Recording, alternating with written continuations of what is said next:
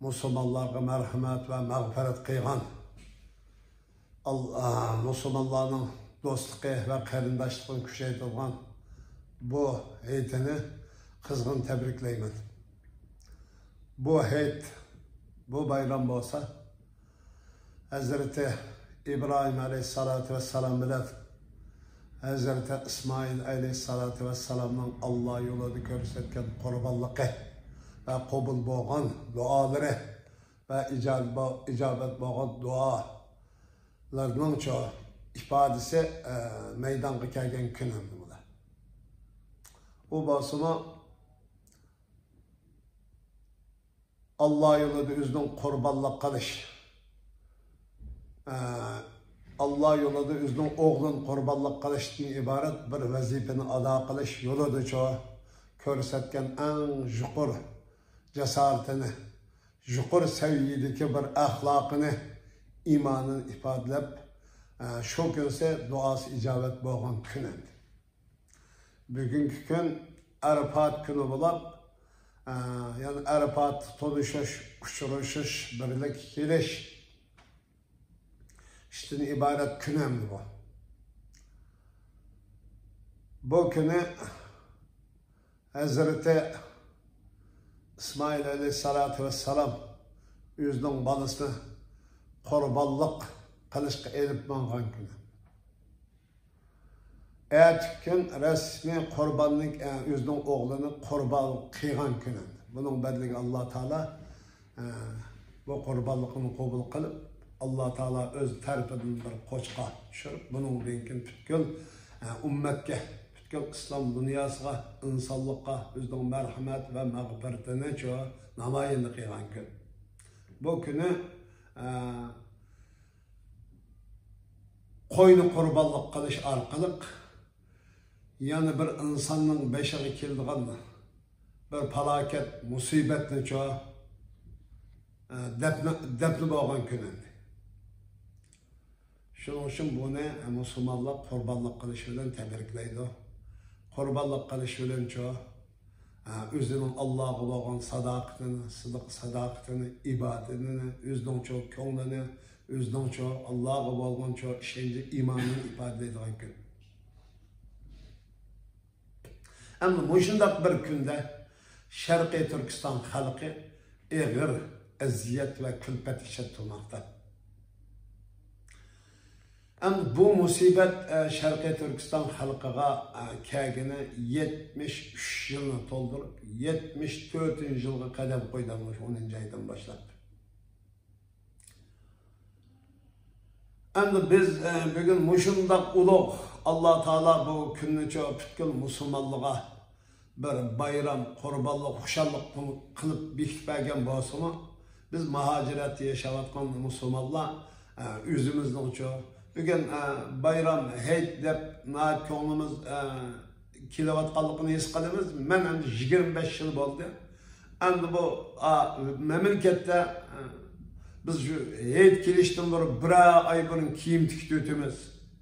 Heyt kiloda roz heyt, kurban heyt deyilgan şunda davamlılık bir coşku, bir hayacan, bir çoğu güzel ruhi bir manevi atmosfera, manevi menzir var bizde. Niyet o nasi yok. Heyt deyimiz, kurban heyt deyimiz, roz heyt deyimiz, şu ismini davamlılık yazılap durumuz. Ama çoğu onun asli manası layık çoğu bir heytini bayramını ötküzüp bakmadık. Ne için? Özümüzün vatini, özümüzün ata-anası, uruk tuqqalları, kavim kandaşları, söygen dostları biz bir yerde çoğu heytleyamadık, bayram kılamadık, köngül arzularımızı ifade yapmadık. Muş'un hem navası Xitay'dan ibaret rezil bir iflas tabi cinayetçinin Şarkı Türkistan tüfrikini işgal kılış ve besvelişten ibaret işlegen cinayeti sebeplik bugün biz bu menzirini, bu güzel bir hayacanı yaşayamadık. Xitay memleket işini yaşatmaklık,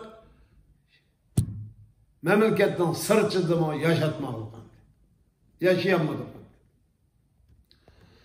Şunun için hem halkımız bugün milyonlarca Şarkı Türkistanlık hanım kızlarımız, jigitlerimiz, avlatlarımız, qarindoshlarimiz, singillarimiz, ochillarimiz, ota onillarimiz bugun Xitoyning kampında turmoqda.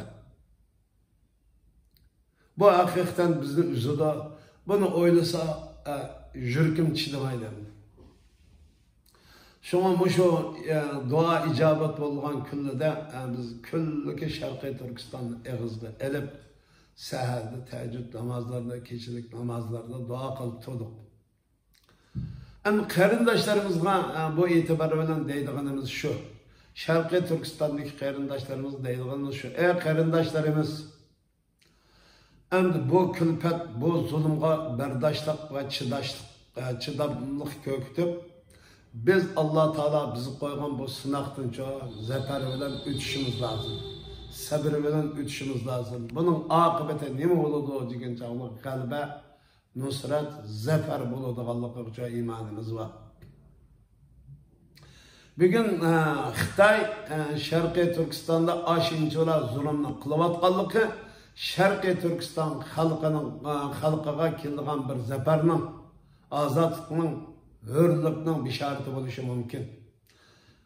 En qattiq qarong'ulikdan keyin yo'ruqliq, en qattiq bo'ron chaqqundan keyin, en çok kuchli yomg'ir, bunda sel falokatidan keyin Allah Teala'nın insonlik qilgan marhamati, fazli karimi bir yaxshiligi bor. Shunga o'xshash bu falokatdan keyin Allah Teala'nın cho'qim Sharqiy Turkiston xalqi qiladigan o'zining marhamati, fazlini ko'kdi deb qarayman. Shuning bilan birga buning sharti haqiqiy Allohga bo'lganini, o'zimizning ixlosini, muhabbatini, samimiyatini izhor qilish bilan birga Allohga bog'liq ekanligimizni ifodalash, isbotlash bu bilan birga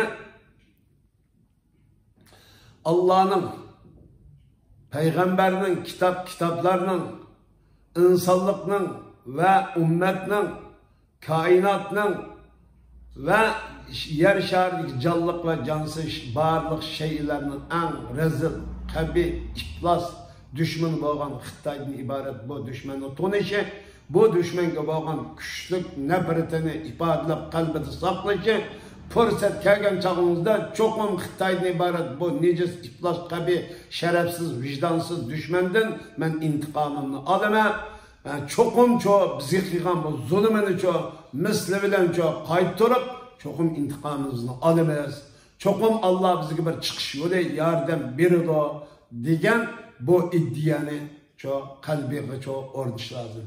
Biz Xitoydan ibaret, Xi Jinping'dan ibaret, Ma Xinrung'dan ibaret bu hunpar, bu cellat, bu insaniyet nefret kıladigan, bu ahlaksız, vicdansız, bu mahluk şunu deymiz ki, bu iki mahluk, cinayetçi, Allah'ın ve insanlıkның nefretine uçurgan düşman, rezil, iflas, hain, insanlıkның yüz karısı, vicdansız, şerefsiz düşmanı, sen bugün düşmanlık kılıp, Sharqiy Turkiston xalqini teslim kılanmaysan, cesaretin yo'qotmaysan, sana Sharqiy Turkiston xalqi bo'lib süptimiz, bir Müslüman Türk bo'lib süptimiz bilen, bir Uygur Kazak bo'lib süptimiz bilen sana teslim bo'lmaymiz, baş egmaymiz, sana tiz pükmaymiz.